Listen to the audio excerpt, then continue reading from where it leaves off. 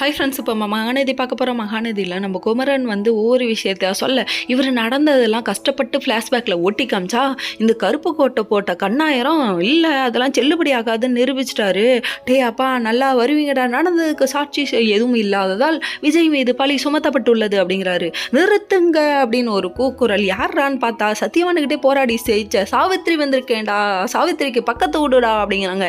கடைசியில் நம்ம காவேரியை தாங்க அப்படி சொல்கிறாங்க. கடைசியில் காவேரி வந்ததுக்கப்புறம் வெண்ணிலாவை நிற்க வைக்க வெண்ணிலா அப்படியே தலை சுற்றுற மாதிரி ஒரு 2 சுற்று சுத்த, ஏமா நீ நிற்கிறதே பெரிய விஷயம் தான், அதுக்காக நீ 2 சுற்று சுற்றுறீங்கன்னா இதை பார்த்தோன்னே எங்களை திட்ட மாட்டாங்களா அப்படிங்கிற மாதிரி ஆயிடுச்சு. உடனே திட்ட ஆரம்பிச்சாங்க. இப்படி உடம்பு சரியில்லாத பிள்ளையை கூட்டு வந்து நோகடிக்கிறாங்கன்னு சொல்லிட்டு ஊரு போட்ட கேள்வி கேட்குறாங்க. அதுக்கப்புறம் கடைசியில் பார்த்தா இருங்க வெயிட் பண்ணுங்க, விஜய் மேலே எந்த தப்பு இல்லை அப்படின்னு சொல்லிட்டாங்க. சரிம்மா நீ 2 நிமிஷம் உட்காரு தாயி அப்படின்னு சொல்லிட்டு உட்கார வச்சு தண்ணி கொடுத்து அதுக்கப்புறம் விஷயத்தை கேட்குறாங்க. அப்போ விஷயத்த சொல்கிறாங்க. என்னன்னு கேட்குறீங்களா? அதோ விஜய் மேலே எந்த தப்பு இல்லை, என்ன மாடியிலேருந்து தள்ளி விட்டது பசுபதி மேக்கா ராஸ்கா பாளையம் அப்படின்னு போட்டு உண்மையை உடச்சிட்டாங்க. கடைசியில் நம்ம பசுபதிக்கு தண்டனை கட்டான் தான், அதுக்கப்புறம் ஆப்பு தான். இதுக்கப்புறம் விஜய் மீது தப்பு இல்லாதான் நான் வெளியே விடுகிறேன் அப்படிங்கிறாரு. மீஸ் இன்னைக்கு தாயா உண்மையாக நடந்திருக்கு அப்படிங்கிற மாதிரி ஆயிடுச்சு. அதுக்கப்புறம் கடைசியில் எப்படியோ வெளியே வந்துட்டார்னா பார்த்துக்கோங்க. வெளியே வந்ததுக்கப்புறமா எல்லாரும் ஒரு சம்பிரதாயம் பண்ணுவாங்களே, வீட்டுக்கு கூப்பிட்டு வந்து தலை நிறைய எண்ணெயை வச்சு இதுக்கப்புறம் அந்த தத்திரம் பிடிச்ச இடத்துக்கு போகக்கூடாதுன்னு சொல்லிட்டு தண்ணியை ஊற்றுவாங்க பாருங்க, மொண்டு.